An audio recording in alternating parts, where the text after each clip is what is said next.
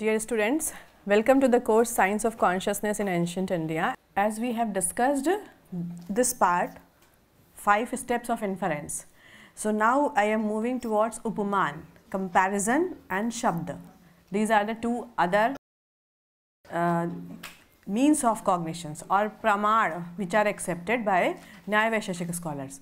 So Upaman, you can say resemblance or comparison. When we compare two things or more than two things. So what is there? It can be roughly translated as comparison, you can understand. And the knowledge of the relationship between the word and the object is always understood just by this pramana only, Upaman. Because no actual word is representing the actual object. Pen, the cluster of sounds, ka, la, ma. In Sanskrit, in English, pen, any other word in any of the possible language which can denote the same entity, the object, is not going to actually have an eternal relationship with this entity. With the passage of time, with the diversity, the relationship between the word and the object would be changing. So once you are not having this kind of eternal relationship between something, then you need to have some kind of fundamental ground to address that identity with some particular word. That means you always compare the things, like kalam was used in Sanskrit for identifying some kind of object which is used for writing. That was not supposed to be like this only. किसी ने देखा है ancient diagram of kalam? Kalam and dawat. There is a bottle filled with the ink, and then there is an entity which is used to write on the palm leaves. So that's why we use the word Pandulipi, not the manuscript. Pandulipi, Pandu means yellow. Lipi means the one which is used for scripting. So you can say that because that entity was used for writing or scripting, and the same task is being done by this kind of entity, so you can say kalam is equals to pen. अब ऐसा नहीं है कि इन दोनों शब्दों का इस object के साथ कोई इटर्नल रिलेशनशिप है. No, at any point of time you can use any of the word, but once you compare between different cultures or different time spaces, you can identify that the same entity is addressed with the word kalam or pen. So once you make an understanding of, about any object through comparison or by comparing the entities, that is known as Upaman Pramana. So you can see, like, it is produced by the knowledge of the resemblance or similarity given by someone about some pre-description of new object beforehand. For example, we recognize a calf as a child of the cow because of its resemblance with the cow. This is Upaman. So you just compare the properties कि इसकी भी वैसे ही वैसा look है जैसा उसका होता है. तो because of the comparison, because of the upamana, we address और identify the object. This kind of understanding is upamana, resemblance और comparison. Last is shabda, verbal testimony. Shabda is defined as the statement और आप्त वाक्य. आप्त वाक्य of a trustworthy person, that means apt purush, and consist in understanding its meaning. It can be of two types, Vedic and Laukic. Apt purush क्या है? apt मतलब होता है authoritative, the one who is authoritative. Authority means it can be trusted, the person can be trusted. So a trustworthy authority is apt. And if you are joining or fusing or compounding the words apt, then purush means a human being who is considered to be trusted. That means trustworthy human being is apt purush. And whatever the apt purush says, that becomes apt vachan or apt vakya, the sentences or the statements of a trustworthy person. So if your friend, suppose if you are willing to get information about the class, so you are consulting your CR because CR has the authority about it. So if the CR or the class representative is saying there is no class, you would immediately trust it. Why? Because of verbal testimony, shabda pramana. आपके लिए उसका शब्द ही प्रमाण होगा, उसकी authority में जो भी स्टेटमेंट्स आ रहे हैं वो प्रमाण बन जाते हैं। This is the fourth possible means of cognition.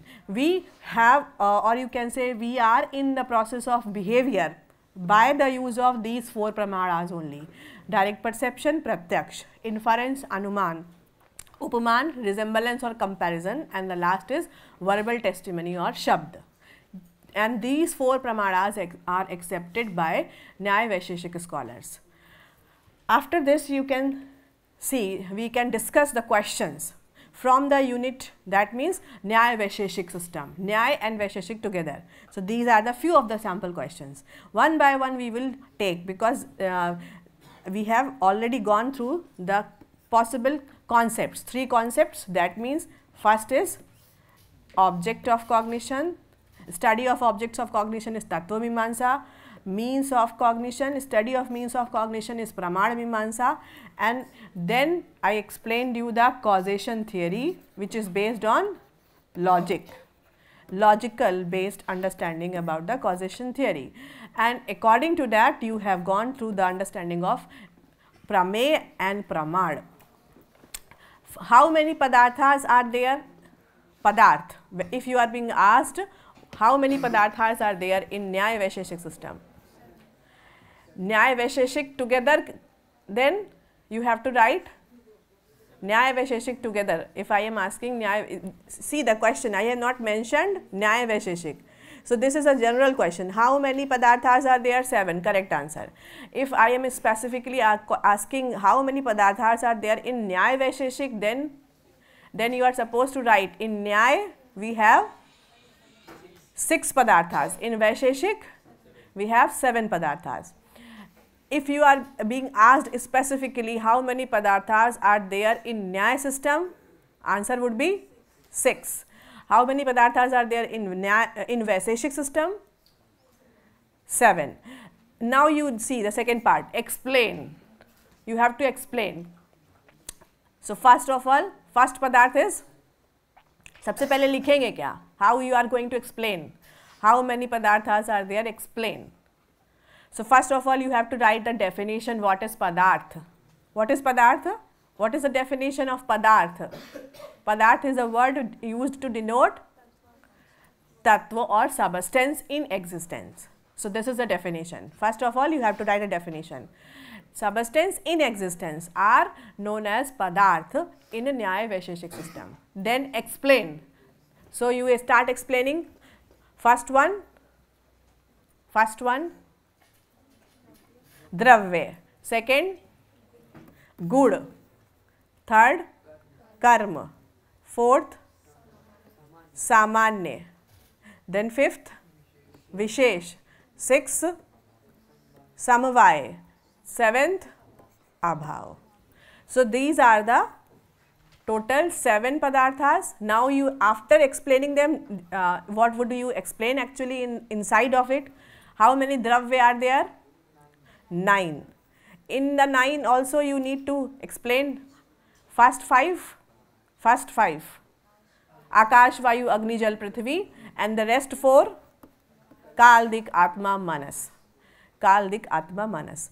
Then number of good 24. Karma 5.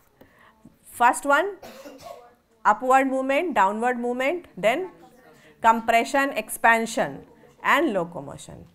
Then Samanya, 2 types, par, upper. Par is genus, broader category. Upper is smaller one, that means species, for example.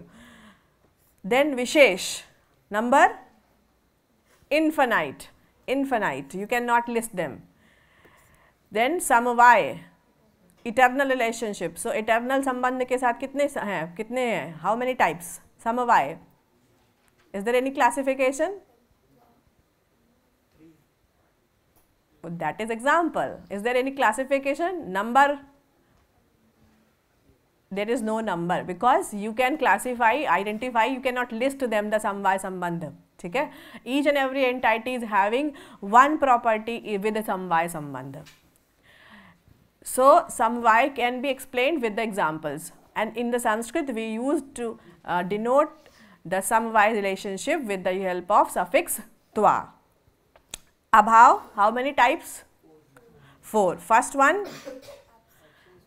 prior of existence, prag abhav. Second, after destruction, absence after destruction, pradhvans abhav. Third, mutual absence, anyonya abhav. Fourth, absolute absence, atyant abhav. And you can write the examples of each of them. Clear?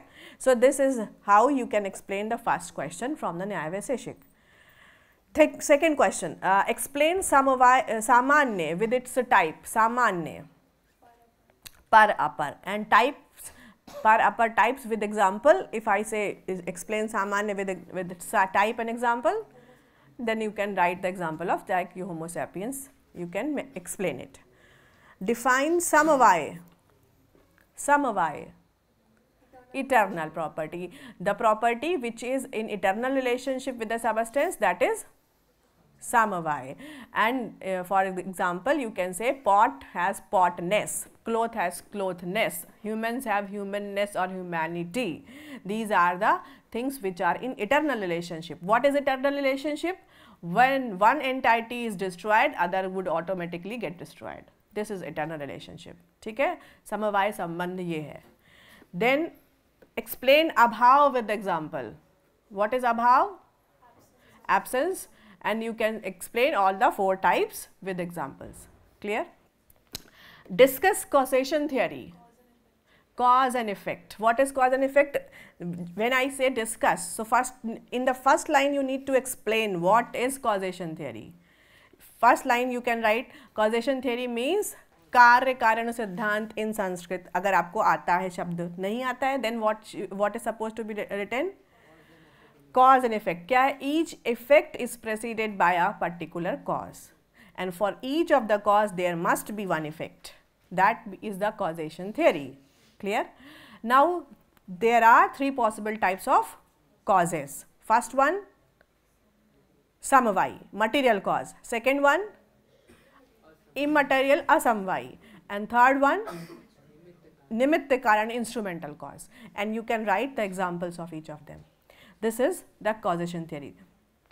Then classify means of cognition as per Nyaya Vaisheshik. How many means of cognition are there? How many means of cognition are there as per Nyaya Vaisheshik? 4. 5 कहाँ से आया, 1 कहाँ से बढ़ गया? 4. Nyaya and Vaisheshik together except 4 प्रमाण. कौन कौन से? प्रत्यक्ष, डायरेक्ट परसेप्शन, अनुमान, इन्फरेंस, उपमान, थर्ड वन, देन शब्द, फोर्थ वन, 5वां नहीं है कोई. ठीक है. देन प्रत्यक्ष इज क्लासिफाइड इनटू 2 पार्ट्स. कौन कौन से? प्रत्यक्ष अगेन क्लासिफाइड इनटू 2 पार्ट्स. प्रत्यक्ष, प्रत्यक्ष, ordinary, extraordinary, ordinary, extraordinary. Then anuman is classified into, inference can be classified into 2 ways. As per first possible way, there are 3 types of anuman. As per the second classification, there are 2 types of anuman. ठीक है. Write down the number. अभी याद नहीं हुआ है means concept is still missing. Upaman is only, you have to write the definition, what it is, and then you have to write one example. Shabda Pramar can be classified into 2 parts. One is Vedic and second is Laukic. What is Vedic? What is Laukic? Statements of the Vedas. They are also authoritative statements because Rishi already told those things after observation, after following the 5 steps of the proper research methodology. And then Laukic means whatever you are accepting as a trustworthy statement from the authorities present in the lok. So these are the Vedic and Laukic. Now what you are misunderstanding, क्या क्या गड़बड़ी हो रही है? If I ask the question how many types of knowledge are there, then you can say valid, invalid, prama and aprama. ठीक है. knowledge, pramiti, pramiti का classification है. You see this diagram, remember this diagram.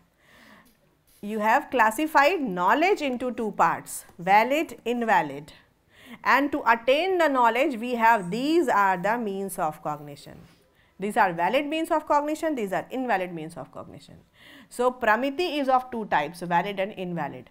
And to receive a valid knowledge, you can use the valid means of cognitions. To receive an invalid pramiti or aprama, you can use the invalid means of cognition. Clear? Now, again, next question. Write down the stages of indirect perception with example. Indeterminate, then determinate. Nirvikalp, without attributes, and savikalp, with attributes.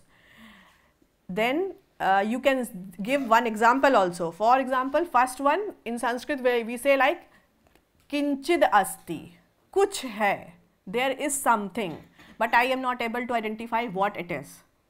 So, what is that? I am not knowing, but there is something, this is being known by me. So, this is indeterminate, nirvikalp. When the thing is very clearly visible to me, I will say like this is Ram, this is book, this is Mohan. So, immediately I associate the attributes or the characteristic of the object with the object itself and I would recognize it. That is determinate, I am sure about it. Determination is done. So, this is the second one, savikalpa. Then classify inference with example. Classify inference. You have to classify inference with examples. Again, you have to write the same thing. Inference can be classified into two ways. First way, as per the cause-effect theory and coexistence, relationship of coexistence. You have three possible types of inference. कौन सा? शेषवत, पूर्ववत, शेषवत, सामान्यतो दृष्ट. You can explain in English also. If you are not remembering the Sanskrit words, you can write it what is पूर्ववत. When you हाँ क्या चीज़ देखने वाले हैं? You are going to determine what? पूर्ववत means क्या चीज़ दिखी होगी? See how to remember पूर्ववत शेषवत. This is classification based on causation theory, that means cause and effect. ठीक है. अब आपको आइडेंटिफाई ये करना है क्या परसीव्ड है, क्या अनपरसीव्ड है. इन पूर्ववत what you are perceiving and in शेषवत कॉज. इतना ही याद रखना है, बस इतना याद रहेगा. यू कैन राइट व्हाट पूर्ववत इज एंड व्हाट शेषवत इज. व्हाट इज सामान्यतो दृष्ट? That means the mutual existence, coexistence. Because of coexistence, two things are seen together. Then you infer that if one is present in the class, other would be present. If one is absent in the class, other would also be absent. This is the inference based on coexistence, samanyato drishta.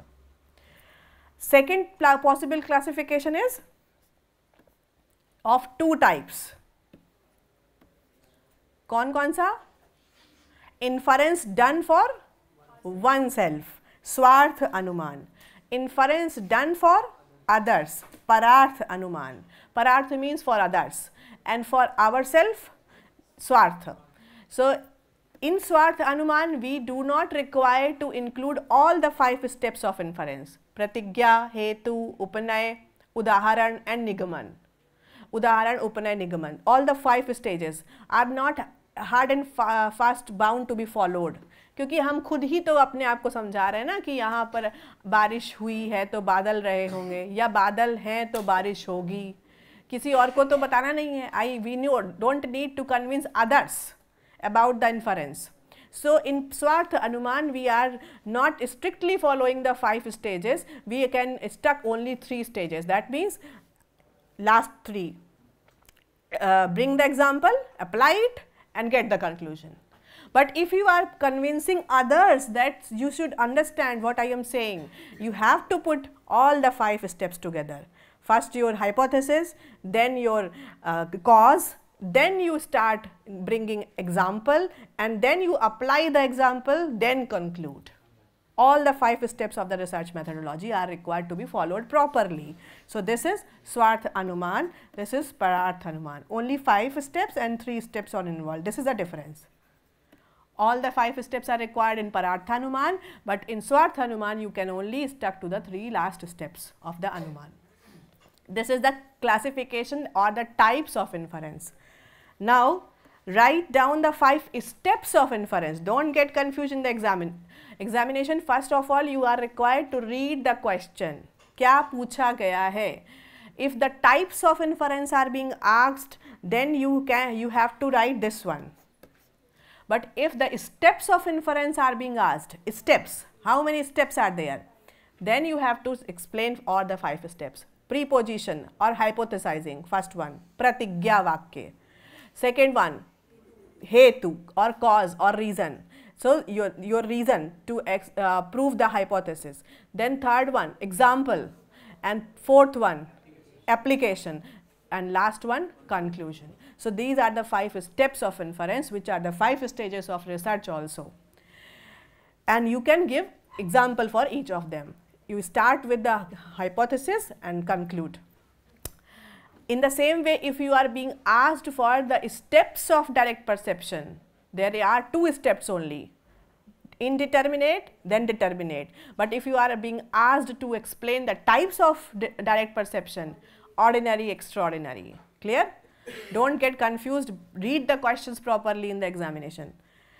Then the last one, write down the types of verbal testimony, Laukic and Vedic. Vedic means the statements of Vedas, Laukic means the statements coming from the usage or the lok. Now fill in the blanks. See, while seeing a chili, one knows that it would be bitter. It is extraordinary perception, ये भी सही है आपका. और अब थोड़ा elaborate करके अगर आपको संस्कृत वर्ड याद रह गया तो सामान्य लक्षणा. There are 3 possibilities. First is Jnana Lakshana, when you identify the characteristics by directly perceiving a particular object. You are perceiving generality from a particular object. That is Jnana Lakshana. Then second is, you can see the slide. See, Samanya Lakshana. So, first one is perceiving the generality from a particular object, Samanya Lakshana. Second is when you are able to see particular object, but you are inferring or automatically getting the identity of, or you can say recognizing the property of the substance without direct intercourse of the senses with the object.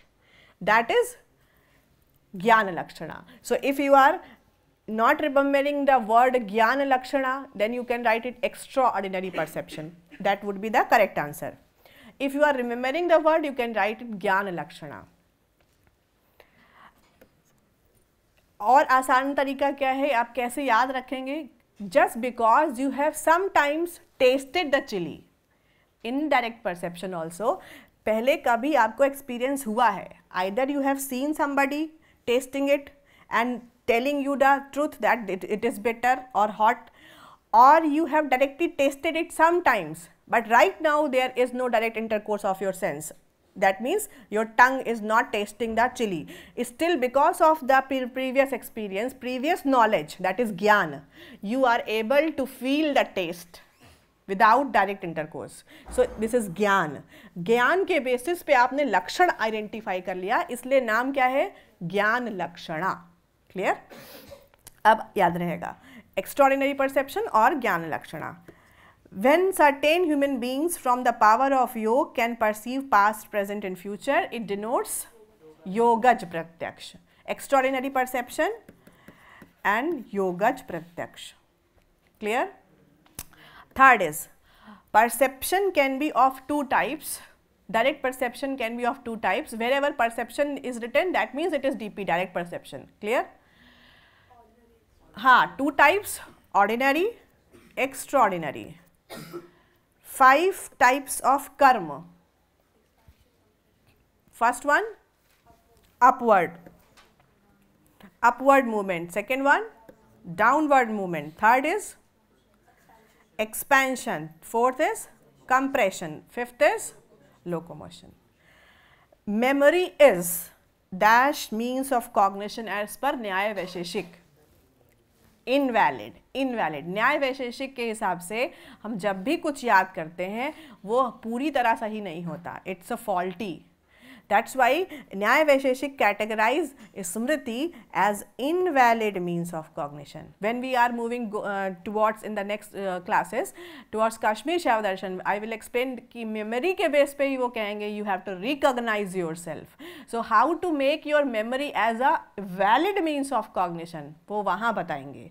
So starting कर रही है न्याय वैशेषिक ने आपके level पे discourse शुरू किया है. They have understood that memory can be faulty. That's why it should not be considered as a valid means of cognition.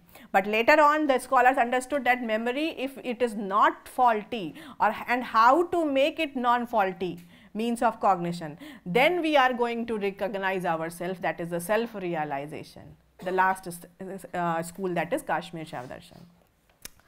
Recognize something on the basis of memory is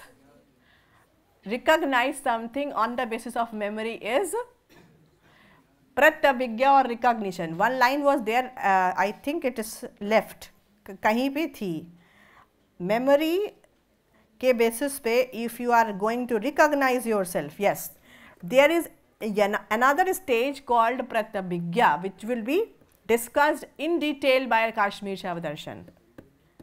Pratyabhigya means recognition. When one can recognize something on the basis of one's memory, and in that case your memory should be free from the error. It should be a valid means of cognition. And how it is going to be serve the way, or you can say how it is going to be a valid means of cognition, that would be explained in detail in the Kashmir Shaiva Darshan. Clear? So recognizing oneself on the basis of your memory is known as recognition or pratyabhigya. You can write both the words, both are correct, recognition or pratyabhigya. If you remember the word, good, pratyabhigya. And if you are not remembering, you can write recognition. For example, अगर इसी चीज़ को थोड़ा आपको याद रखना है, कैसे याद रखेंगे? Suppose yesterday you slept, suppose करने की ज़रूरत ही नहीं है, you all slept, whether it is 3 o'clock or 2 o'clock doesn't matter, but you slept. In the morning you are getting awake and you are just trying to recognize yourself. Suppose your memory is faulty and not able to recollect who I was when I was started sleeping. Then are you sure that you would be able to recognize that, oh, this is me? Suppose in the morning when you are waking up, you forget yourself or you forget your name, or if in front of a mirror you are trying to recollect who am I, but still you are not able to recollect last night when I slept who I was. तो क्या होगा? आप अपने आप को पहचान ही नहीं पाएंगे, सारे काम वहीं पे रुक जाएंगे, मैं हूँ कौन यही नहीं याद आ रहा है. So you see, your memory is playing a very vital role in recognizing regularly, daily, when you are sleeping and you are coming back to the vacant state. You are in a cycle of dream, deep sleep and then vacant. Then again the same cycle goes on. But in each of the state there is a continuity of consciousness which is responsible for making the entire apparatus of memory intact. ऐसा नहीं हो रहा ना कि जैसे इसमें से आपने मेमोरी कार्ड या सिम कार्ड निकाल दिया तो अब ये रिकॉग्नाइज तो नहीं कर पाएगा कोई भी डेटा इसके अंदर. तो आपके साथ ऐसा होता है कि हार्डवेयर तो उठ गया है लेकिन सॉफ्टवेयर गायब हो गया? ऐसा नहीं हो रहा है. There means that is giving us the indication there is something which is very deeply linked with your consciousness in the form of memory. There is some kind of memory chip which is directly linked with your consciousness, and it is in that case responsible for bringing you daily to recognize yourself daily. But sometimes it becomes faulty. So what are the limitations of your memory? That would be discussed in detail in Kashmir Shaiva Darshan. We recognize a calf as a child of cow because of its resemblance with the cow. This is Upaman Pramana. When one just perceives an object without being able to know its feature, it is nirvikalp, indeterminate direct perception. When one is able to clearly know an object, it is known as savikalp, determinate direct perception. This is indeterminate direct perception, this is determinate direct perception. Last is a dash which is defined as the statement of a trustworthy person. Aptavakya. Aptavakya. You can say aptavakya or you can say verbal testimony. Both are correct. Either it is aptavakya or verbal testimony. यानी कि शब्द प्रमाण. आप संस्कृत में लिखना चाहते हैं शब्द प्रमाण.